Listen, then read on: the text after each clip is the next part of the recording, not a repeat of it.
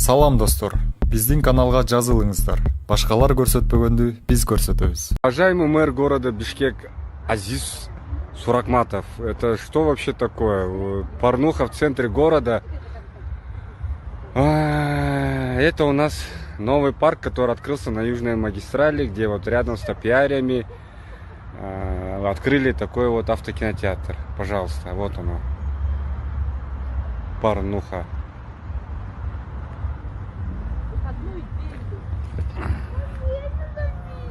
Вот смотрите, вот люди смотрят машины, едут. Город Бишкек, пожалуйста.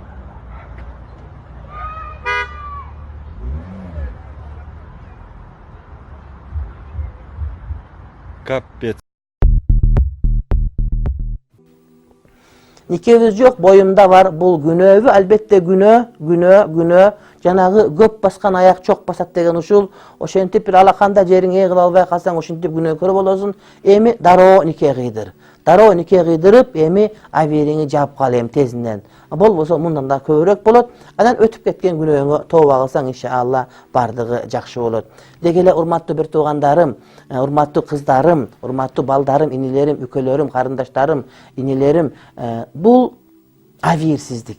Сен мал эмессиң. Сен тоок же уй же кой эмессиң. Сен адамсың. Адам дегенде сүйлөгөн сөзү, анын daarатканасы, анын кийген кийиминин айырмасы бар. Daarатканага карасаң, тооктор кандай daarат кылышат, койлор кандай daarат, иттер кандай daarат кылат. А сен daarатканага кирип, бекенип daarат кылып истинжа кыласың. Алар тамак жегенде кандай жейт, сен кандай тамак жейсиң. Алардын кийими кандай, сенин кийимиң кандай. Ошондой эле сенин дагы нике тартибиң, сенин дагы аял менен болгон мамилең, эркек менен болгон мамилең, сенин ошондой эле өбүшүүң дагы тартиби менен болуш керек. Ал нике менен болот. Антип никеси жок, өзүң ээлик кыла албай турган болсоң, демек сен мамлекетти деле сатып жиберишиң мүмкүн. Ошондон келгиле, жигиттер, акыл эстүү бололук, кыздарды урматтайлык, сыйлайлык. Ошондой эле кыздар келгиле, абийирибизди билелик. Бардыгыбыз бирибизге бирибиз тыюу салып, бирибизди бирибиз карап сактап, урмат кыла турган болсок, акыретибиз иншалла жакшылыкка бөлөнөт. 4-чү суроом, убактылуу нике барбы же жокпу айтып коюңузчу. Убактылуу нике деген бар туугандарым.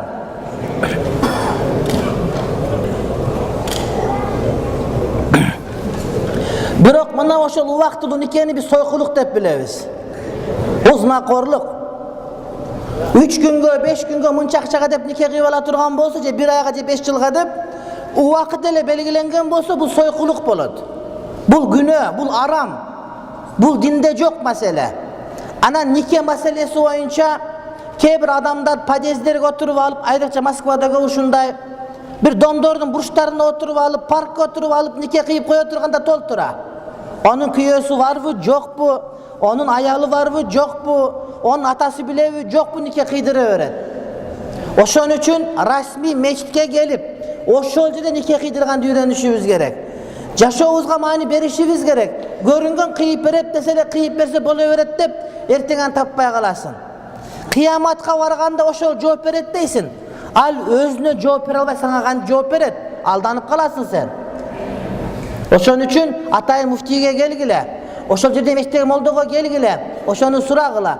Же өзүңөрдүн молдоңорду келип каттатып, бияка тааныштырып койгула, кийин кыйсын никени. Болбосо мына күнөөкөр кулагым көп уктум мен. Күйөөсү бар айылга нике кыйып койгон, нике жүрбөй тургандарга нике жүрүп калган, башка болуп койгон өтө көп болот. Жашооңор зина болуп кетпесин, этият болгула. Жолдошу бар аял менен нике кыйдырсаң болобу? Аял ыраазылыгын билдирсе дейт. Ооба сиз ага нике кыйдырсаңыз, сиздин аяныңызга башка бир үчөө нике кыйдырып алса, анда кандай болуш керек? Жок, андай бул деген ал эмес, тооктор деле, уйлар деле мындай болбойт, урматтуу бир тууган эмес, жылкы деле ушундай болбойт. Ошон үчүн ал бул акмакчылык, андай эмес. Качан башы бош аял заты болсо гана нике кыйдыра аласыз, урматтуу бир тууган. Албетте бул сиздин берген сурооңуз, мындай бир өзүңүз жообун билесиз, билгениңе карабай суроону берип аткандыгыңыз мындай бир адамдын ниетинин бир туура эмес экендигине кабар берип турат. Эгерде сиз кимдир бирөө менен ойноштук кылсаңыз, ойноштук оттон ысык дагы бир жаман нерседен сасык деп айтылынат. Ошол ойноштук кылып зынайыш кылсаңыз, сиздин атаңыз, апаңызга, сиздин эжеңизге, тайэжеңизге, сиздин кыздарыңызга Başka biröller gelip buna oşunday oynaştık zınay söz türde kılbay koyбойт, урматтуу bir tuğanım. Eger de tomolo jetim kalıp, uruksuz kalıp, tukumsuz kalıp, hiç qanday tukumunuz kalbasa, oşol zina kılgan, soykuluk kılgan adam gelip sizdin dualыңыздын tübüne zaraсын taştap ketet. Anesingizden çıkarbanız. Kүйöm sebepsiz ele oynoyum dep kızlar menen joluguşup atat. Ketip kalgın keret birok baldarım var, kantip jengem deyt. Anı ukpay ele koy, surabay ele koy, özün jasan atırdan jakşılap koyun, üyüңü taza karma, çayıңı жылуу ber, oşondo bardıq orduna gelet. Balkim özüңüz bala tuğup aldın dep karabay koygondursun, taptakır göynöğüңü bir jumadan almaştırbagandırsın, butlarıңı jubay koygondursun misal üçün, tamandarың çoru bolup ketkendir. Ayal kişi özüne aruu verip karap turuş gerek bolat. Paygambar aleyhisselam ubagında bir ayal gelip koluna hına koyulbay kalgan eken aytkan, bul erkektin kolu, emne üçin koluna hına koyulgan jok deyt. Demek ayal özün karmap, özün dayardap, özün sululap turuus ayaldı moynunda hurmatlı bir tuğanım parz bolup eseptilet. Kim sululanbayt, güyösü ölgön ayal sululanbayt 4 ay 10 günge çeyin. Sura üçün geçiriңiz, uyasız kino körse zina bolovu deyt, közdün zinası bolot. Antkeni gözü menen karap atat, oşol nerse kadimki adamdın imanın alsızlığı, iman adamdı kirdetip koyat. Demek uyasız kinolardı körgөнгө şariatыбыз тыюу салат. Бул нерсе харам болуп эсептелет. Кээ бир адамдар бар, көрсө боло берет, бул жандуу нерсе эмес, башка деп. Бул жылаңач кыздардын сүрөтүн көрсө боло берет, бул жансыз деп. Анда ошол өзүңүн апаң менен эжеңин жылаңач сүрөтүн алып келип көрө бер, жылаңач экен деп боло берет деп. Кээ бирөө кинону көрсө боло берет, бул зына эмес дейт. Анда ошол атаң менен апаңы жылаңачтап туруп, жанагыдай экөөнү уктатып туруп, ошонун немесин көрө бер, элге көрсөтө бер, боло берет деп. Андай болбой турматтуу бир тууганым. Ошон үчүн уят кинолорду, зына кинолорду көргөнгө шариат таптакыр караманча катуу тыюу салат. Каргыш диеби? Нике жок, бирок чогуу жашайбыз, измена болсо эмне болот дейт. Кандай чогуу жашап атсаң, сеники сойкулук турушу менен. Силерди өз өрттөп жүрүш керек апарып эле ширеңке менен. Бу бузукулук деген сөз. Бу инжилде келет, бул ойнош оттон ысык, боктон сасык деп. Бул арам нерсе. Шариатта бул нерсе болбош керек. Сен никелеп ал. Азыр молдо көп. Каяка барсаң молдо, ошол жерден барып никелеп ал, урматтуу бир тууганым. Минтип жүргөнүң болбойт. Асмандан балия түшөт. Асмандан балия түшөт. Кыз жигиттин ортосундагы сүйүү жөнүндө айта аласызбы дейт. Айта алам. Анткени кыз жигиттин ортосунда сүйүү болбойт. Ал шайтандын гана бир мындай бир ыры болот, чыры болот.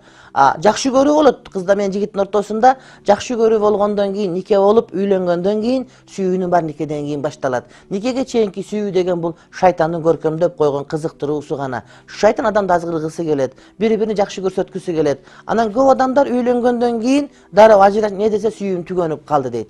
Демек никеге чейинки сүйүү дегенге тыюу салыш керек, ал болбош керек. Сүйүүнүн баары никеден кийин гана болуш керек. Никеге чейин бир көргөндө жактыруу болуп, андан кийин үйлөнүү болсо сүйүү никеден кийин келсе түбөлүккө бактылуу болот. Ал эми жөндөн жөн эле мен ушинтип сүйүп калдым, мен жүрүп калдым деп өзүнчө бир мындай бир романтик болуп кетип, өзүнчө бир ааламды ачып алгандай болуп, эгерде сүйүү жок деп айтсаң, кыз жигит болбош керек деп айтсаң, адам өзүн өзү коркутуп, сен анын бир адамгерчилигин, укугун тебелеп аткандай бир туйдурган адамдар бар. Булардын бардыгы ошол шайтандын азгырыгына кирип кеткендер деп айтсак туура болот. Саламатсызбы, аборт кылдырган чоң күнөө дешет. Бул чынбы? Чын. Анткени бул адам өлтүрүү, айрыкча ошону кантип багам деген ниет менен өлтүрө турган болсо, бул Кудайдын жанагыдай бир ырыскы берүүчү деген сыпатына шек келтирген болуп, бул адам күнөөкөр дагы болуп калат. Кудай таалам ушул нерседен сактаган болсун. Азыркы учурда дүйнө жүзүндөгү аялдардын 25% аборт кылдырат экен. Бул деген сөз, эгерде 100 аялдын боюнда болсо, анда ошол аялдардын канчасы 25 боюнан алдырат деген сөз. Бул деген өтө чоң жаман көрүнүш. Бул деген адам өлтүрүү деген сөз. Бул деген, урматтуу бир тууганым, Кудайдын өкүмүнө каршы чыгуу деген сөз. Кудайым ушундан сактасын. Эмне деген бул жакшылык? 100дүн 25 деген сөз. Абортко тыюу салдырган өлкөлөрдө деле, уруксат берген өлкөлөр, ал эмес Кыргызстандагы расмий жерлерде аборт кылдыруунун саны азайыптыр. Анткени частный жанагыда жеке менчик клиникаларда өтө арзан кылып эле алдырып атат. Албетте аборт кылдыруу бул адамдын ден соолугуна, аялдын ден соолугуна эбегейси зор зыянын алып келет.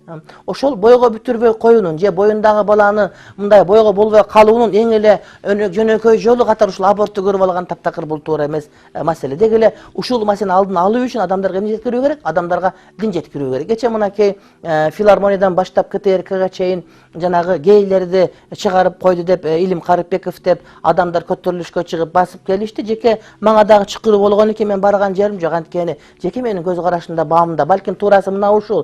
Antip mындай bir jөө basyp koýgondon, Jelim Karipbekovdy jumuşdan alyp koýgondon mesele çeçilbet. Mesele oşol adamlarga ыйман jetkirip, dawat kılıp, oşolorun her bir üýge takyldat, oşolorga bir Kur'an jönde süýlep, ыйман jönde süýlep kalgan bolsak, oşonu kaytarıp alsak. Telewizorga çygarbagan menen Bişkektin bardygy janagıday bir soýkuxana bolup ketdi. Köçege görünüp satbagany menen bardygy saýasy soýkular bolup ketdi, dini soýkular bolup ketdi, dini satkandyranan, dini satkan janagy çynygy, taza soýkular da uşunday göýüp ketdi. Jawap atkany menen açyk bolot. Şonuň üçin ölümdü yaşırsan, oorun yaşırsan ölüm aşkara kılat degen mına uşul nerseye gelip takılat. Kuday talan bizde şermende kılbasın.